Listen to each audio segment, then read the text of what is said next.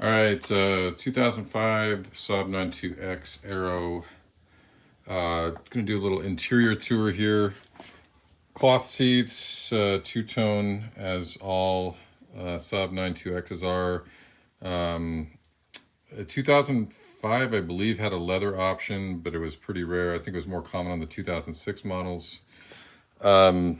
These seats stain super easily.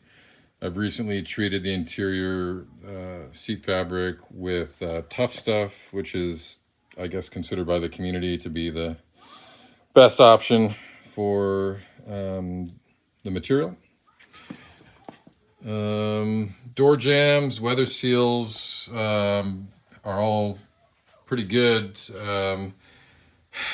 Every now and then, you have to you'll get like a whistling noise, and you just need to like bring one of the windows up. It's usually the left.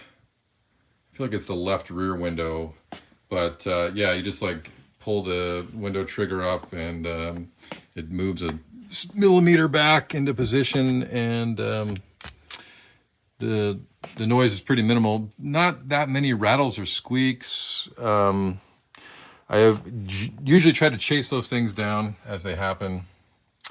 New floor mats, and see if I can.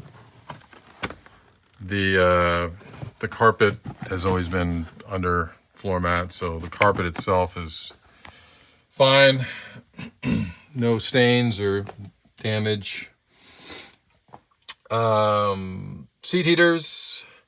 This wasn't included with the car. This was I think this was a Subaru only option. I picked it up from a Subaru parts supplier when I bought the car. It's the armrest extension. It just adds another, however, 2.5, 3 inches of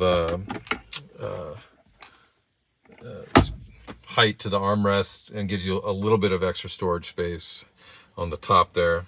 Otherwise, pretty normal. No other big options in this car. No sunroof, but the headliner is in pretty good shape.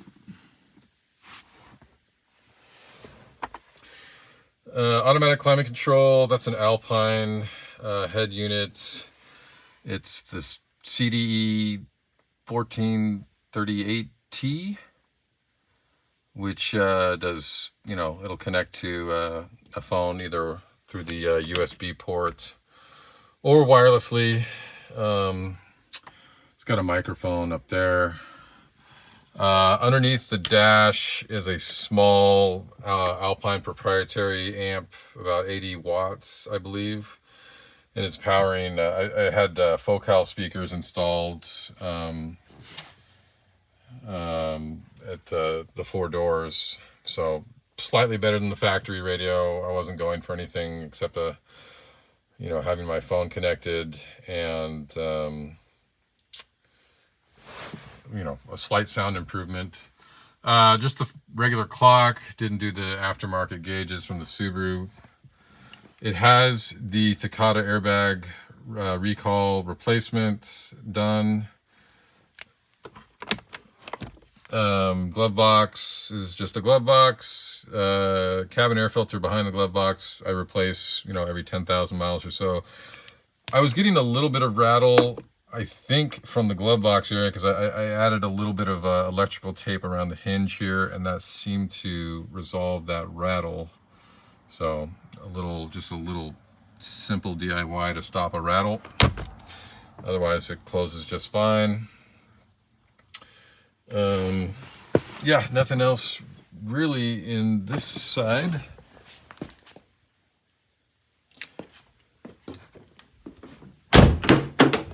Rear seats, not much to show back here. The carpet is the same condition. I do have a kid who grew up in the backseat of this car, so there's been spills and stuff, but for the most part we've kept it pretty clean. There's a little bit of a stain right here by the seatbelt where I think she spilled some chocolate. how easily that's coming through, but I've hit it multiple times. It's not really that noticeable anymore. Otherwise, I think these seats are in pretty good condition considering their age. Here's the back of the center console. And again, you know, pretty clean door jambs and weather seals.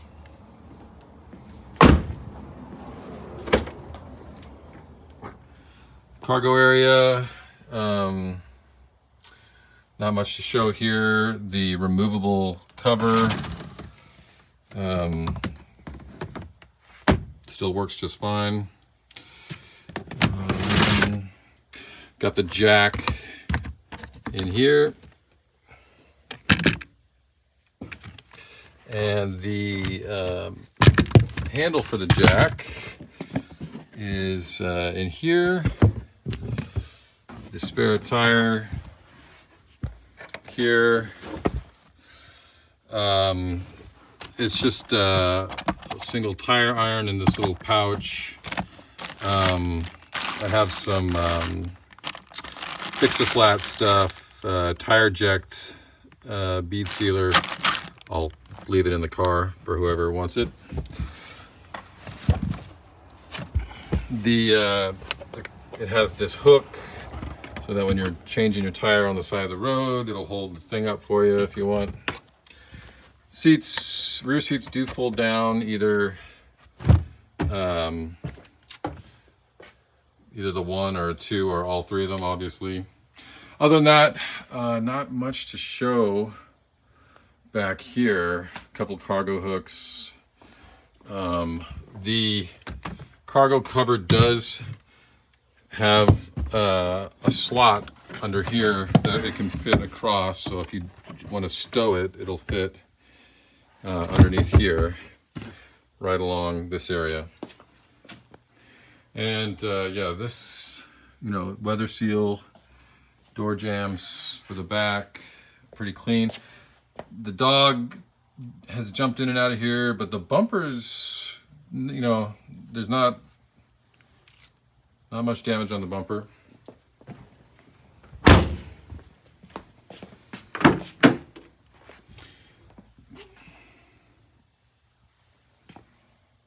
Door jamb, weather seal, and yeah, here's the seat.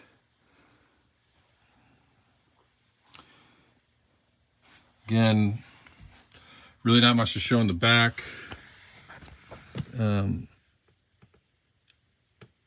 Those are the floor vents for the heater.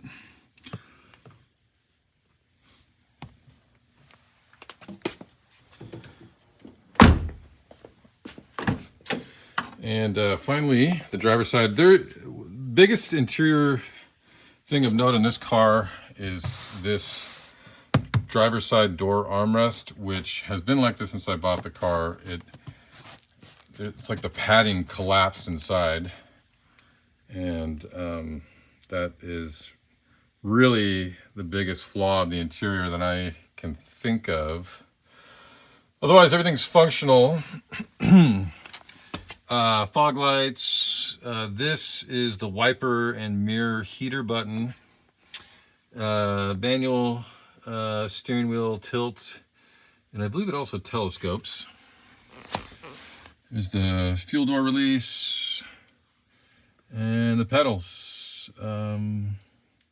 Again, the carpet, you know, this has always been covered. These floor mats are recently replaced. And yeah, not much to show in here. Just sort of regular car stuff. Steering wheel, it's not like a luxurious leather wrapped steering wheel, but it's in just fine condition. Never used the steering wheel cover. Just try to keep it clean and generally not eat in the car. Gauge cluster. I'll show you when I start the car, but the odometer section, the LED backlight does not work. I bought a secondhand WRX gauge cluster and replaced the LED. I took the LED off of that one and put it into this one, and it still didn't work, which leads me to believe that the power supply to that LED section is broken. But perfectly legible during the daytime. Yeah, that's the only other thing on the interior that I can think of that's broken. It still has an ashtray, working cigarette lighter, which I never used. I always kept a power supply plugged in there for my phone, and a dash cam. Let's see. Mirrors in each thing. Obviously there's a dimple there from the garage door opener. That was actually there when I bought the car 10 years ago. I just clipped my garage door opener right on there. Map lights, pretty standard stuff. Standard Subaru WRX interior. Oh, here's another blemish for you. Little scuff right there. Whoop. Let's try that. Pretty minor, but you know, not perfect. And we'll start her up. This will be a cold start.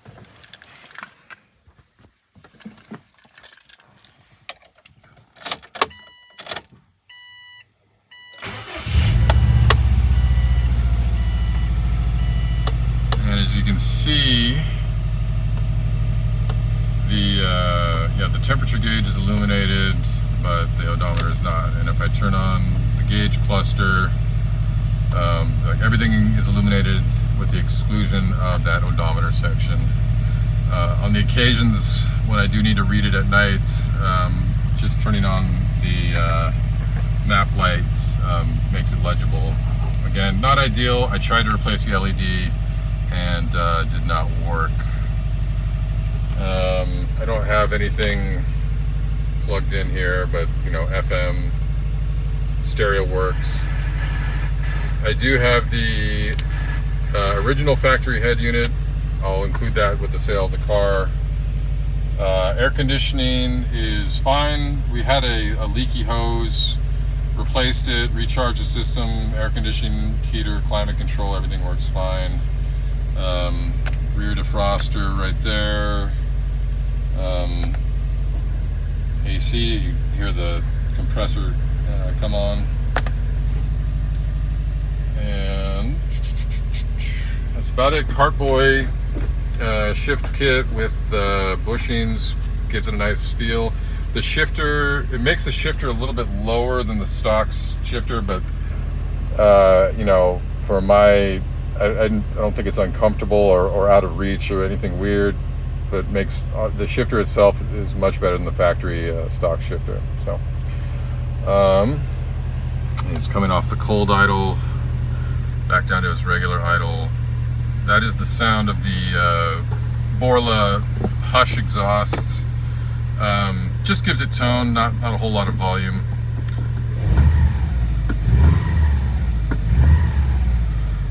About as much rev as I'll give it while it's cold, but I might do a driving video later if somebody would like that. Let's see. Oh, I know. I guess I should show you that all the windows work. Only the driver's side has the auto function. The rear windows, like any WRX model, only go down so far, but they all function.